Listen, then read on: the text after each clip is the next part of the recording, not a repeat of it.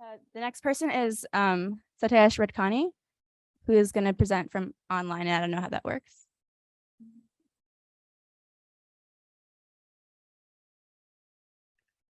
So do you hear me well? In the room?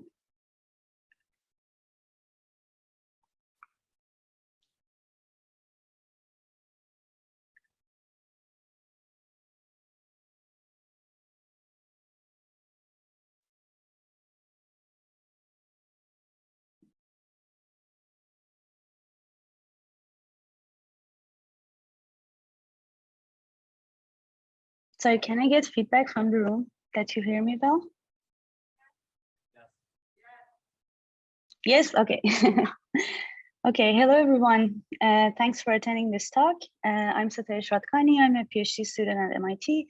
And today I'm presenting our work titled Modeling Punishment as a Rational Communicative Social Action. So instrumentally, punishment is a cost imposed on the wrong behavior in order to make it less appealing, both for the target and for others. However, this simplistic view might be misleading about the complexities of punitive decision-making. Punishment is a social decision happening in complex social contexts, involving people who are in pre-existing and lasting relationships. For example, consider you started a job as a counselor at a summer camp. One day you notice another counselor, Dana, has repeatedly left children alone near the water. You tell the other counselors what you notice, and they ask you if you're going to report Dana's behavior to the camp directors. What would you do? If you punish, there will be consequences for Dana and for you as well. Dana might lose her job, which she perhaps deserves, but she might retaliate against you. On the other hand, if you punish, you will benefit others because Dana, as well as other counselors, might learn not to leave children near water anymore. Finally, if you punish, other counselors will think high of you, that you're a good and trustworthy person, or they might think you're being a jerk to Dana. There's a lot going on. So in order to understand how people make punishment decisions, we need to ask, how do people anticipate these different consequences in an actual complex social context? And then how do they balance all these motives in order to decide whether and how to punish?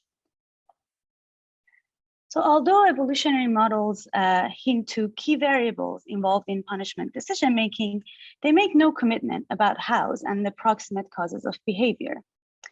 Many behavioral studies on punishment decision-making, on the other hand, focus on studying features of the external world without studying how punishers form representations of the situation, what the key cognitive variables are, and how they interact with each other as a whole system to determine the punishment decisions.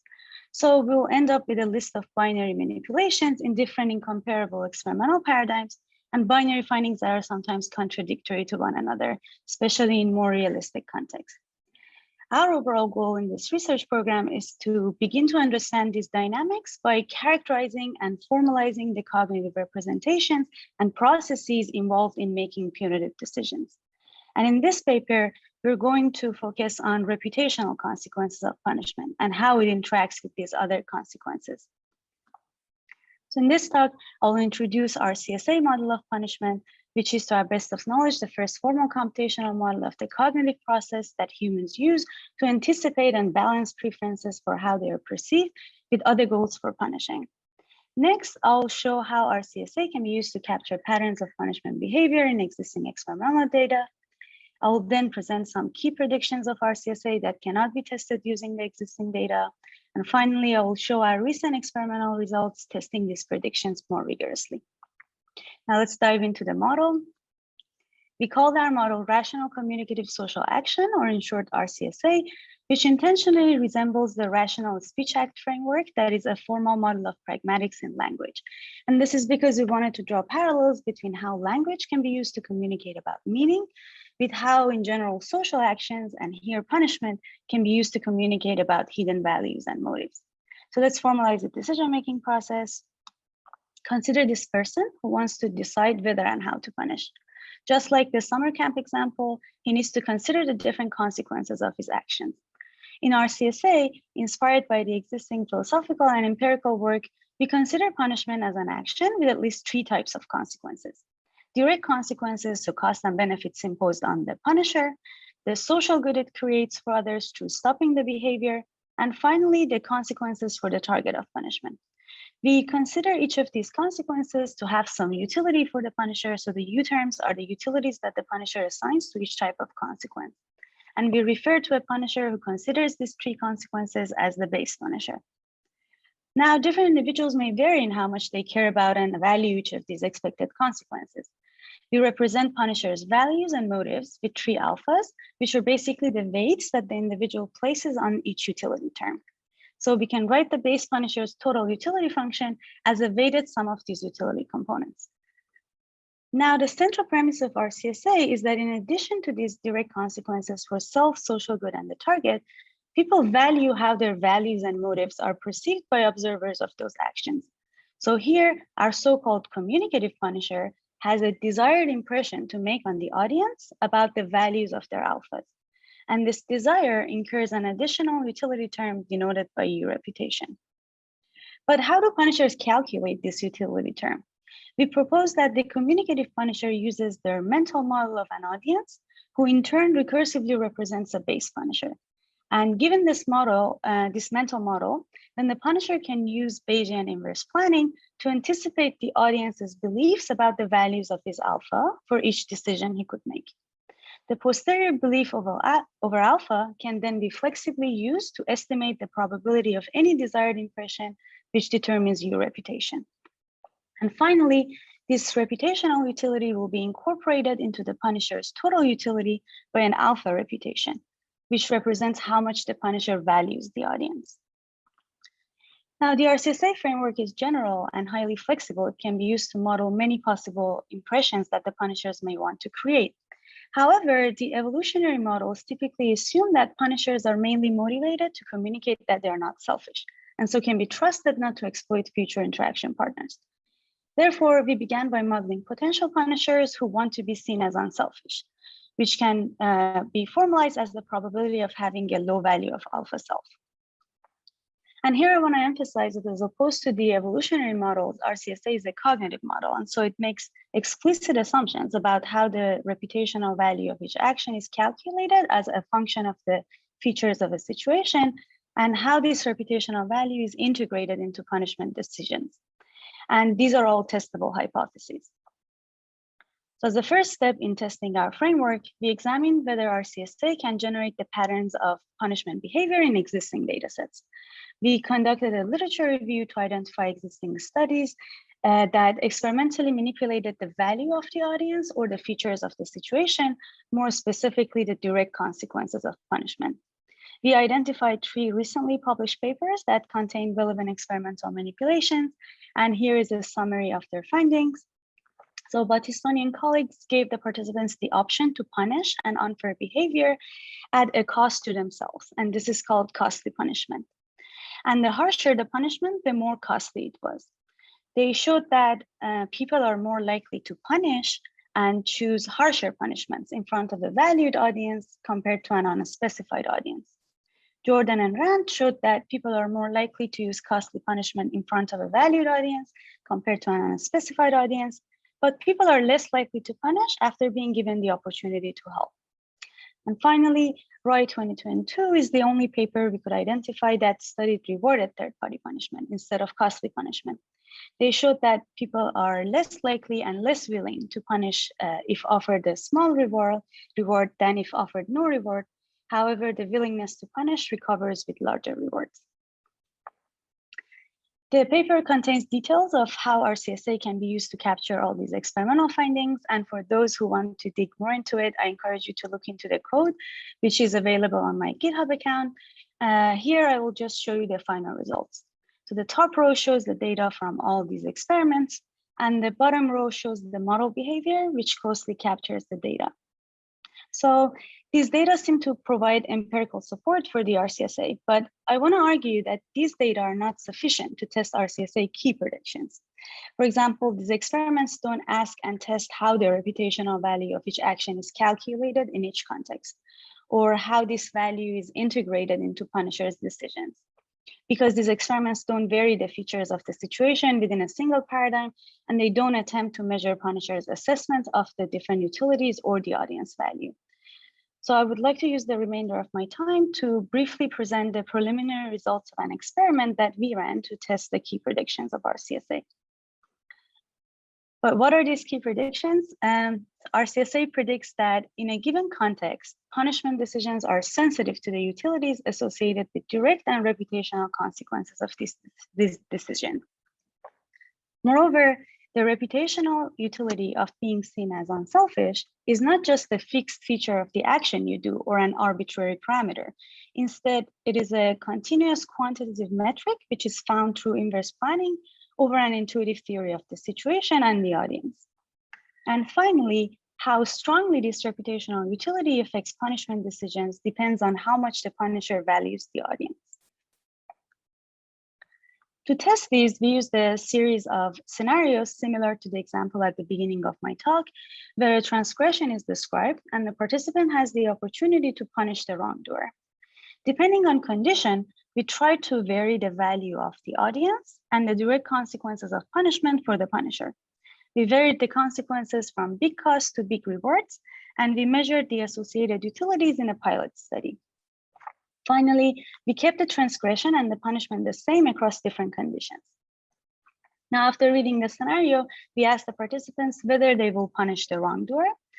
But importantly, we also tried to measure other key variables for testing RCSA computations. So how much they value the audience, how do they think the audience's impressions will change if they do and if they do not punish, on a scale from a lot more selfish to a lot less selfish. We also measured the deterrence effects of punishing as a proxy for eusocial, as well as its harshness as a proxy for eutarget. We collected data from 982 participants in a between subject design, where each participant saw only one scenario in one condition. So first, let's look at whether punishers use flexible context-dependent computations to find your reputation. In this plot, I'll show you the participants' judgments about how unselfish they will be seen if they do or do not punish, as a function of self, which is the manipulated direct consequences for punisher. The dashed line indicates no change. And here is the results. So participants predicted that punishing would appear more unselfish if the punisher paid a personal cost to punish. But as the direct consequences get better, punishing will be seen as less and less unselfish, whereas the reputational value of not punishing increases. So the data supports the hypothesis that your reputation is not a fixed feature of the action you do, but varies systematically. But is this consistent with inverse planning over an intuitive theory of the situation and audience? And to test this, we use RCSA to infer the posterior belief of audience about punishers' unselfishness in each context. And for the direct utilities of punishment, we use participants' judgments about self from the pilot and eusocial and eutarget from the main experiment. And the answer is yes, the model predicts the same trend in new reputation. So next, we wanted to test whether and how punishment decisions are determined by your reputation and audience value, as well as other utilities of punishment. And for this, we use the logistic regression model to predict punishment decisions in our experiment using participants' individual judgments of eusocial, harshness, audience value, and the difference between your reputation of punishing and not punishing. For self, in each condition, we use the mean judgments for that condition from the pilot study. And here are the results. So first, we found that the probability of punishment is sensitive to the changes in self, eusocial, and harshness of punishment in the expected directions. Second, the punishers are more likely to engage in punishment as the reputational value of punishing versus not punishing increases. And most importantly, there is an interaction between your reputation and how much the punishers value the audience. In other words, as the reputational value of punishment compared to not punishing increases, as you see on the x-axis, punishment becomes more likely, but even more so when the punisher values the audience more. So in summary, we introduced rational communicative social action, or in short, RCSA, as a computational framework to model punishment decisions. We illustrated how empirically observed patterns of human punitive decisions can be captured using this framework.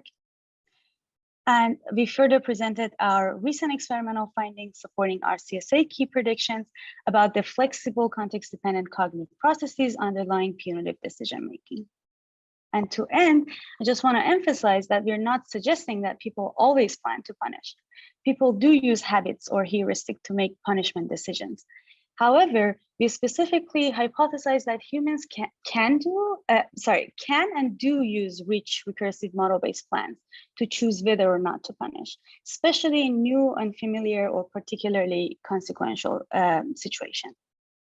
And with that, I would like to thank my advisor, Rebecca Sachs, my collaborator, Josh Tenenbaum, and my colleagues and friends in Sachs Lab, and thank you for listening. I'd be happy to take any questions.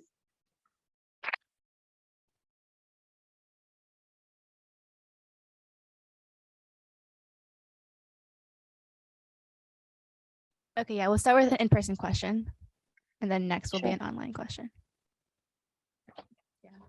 Thanks for that beautiful talk. And I love the idea of trying to use this sort of RSA thing to think about actions as well. I think that's super cool. So the question is about all the cases of punishment you looked at were cases of third-party punishment, I believe. And I was wondering if whether or not you think it would extend to second-party punishment. And then I had one thought where you might think it wouldn't, which is that, I don't know if you know this paper by Fiery Cushman and Adam Morris, where they argued for second-party punishment in particular, you should expect it to not be very flexible. Basically, their argument is an evolutionary model which says you can be exploited if you punish flexibly. So you should expect rigidity and insensitivity in your willingness to retributively punish someone in second-party cases. And so I wondered if you thought that's reason to think we shouldn't extend your model to second-party punishment. It's just for third-party punishment, or whether you thought it could still be extended. Thank you for this question. This is a great point. We started from third-party punishment exactly because of these reasons. It's like more likely that third-party punishment would be based on some deliberative cognitive processes because of less involvement of these emotional processes, right? That, as you mentioned, are involved in second-party punishment. But I think we can start to think about second-party punishment using this model as well, by considering that there might be two sources of influence. So one source of influence is these deliberative cognitive processes that are characterized by RCSA, but there is also the effect of these emotional processes that maybe can be modeled as like a fixed utility into these decisions. But we know that that utility is not flexible and it doesn't depend on the contextual features, basically. Does that answer your question? Yes, thanks. Sure. Okay, do we have an online question or no? No, there is no question in the chat. Okay, any more in-person questions? Yeah, go ahead. One question. Thank you for the talk. So I noticed that there's definitely an effect of the utility of the audience's perception, but the effect size seem to be very small compared to the self effects, both in especially compared to the predictions that were being made by the model. That's likely due probably to the experimental setup or anything like that. How do you think that it could go in the real world? Would people really focus on these aspects that aren't being manipulated in an experiment? Would they be magnified, or do you think they would be, maybe people would focus more on the aspects that would influence the self? I'm just sort of interested in how you think this aspect of thinking about the audience or thinking about the audience's mental model would manifest in the real world. Interesting. Yeah, thank you for this great question. So in our experiment, just to clarify, in our experiment, we use hypothetical scenarios and we ask the participant to imagine that they are in the situation. And so the responses that we're getting hopefully represents the real world situations. But it might be that when you're in a real world context, you might happen to value these direct consequences more because of the, I don't know, specifics, because of the specific situation you're in. For example, it might be very important for you not to be retaliated against, right? Which is the you self, for example. Or it might be the opposite. It might be that actually we couldn't evoke very valuable audience for these participants in our hypothetical scenario, basically in this hypothetical situation in our experiment, and actually people in real world care more about their audience. And so the effect of your reputation on punishment decisions will be actually exaggerated in real world context.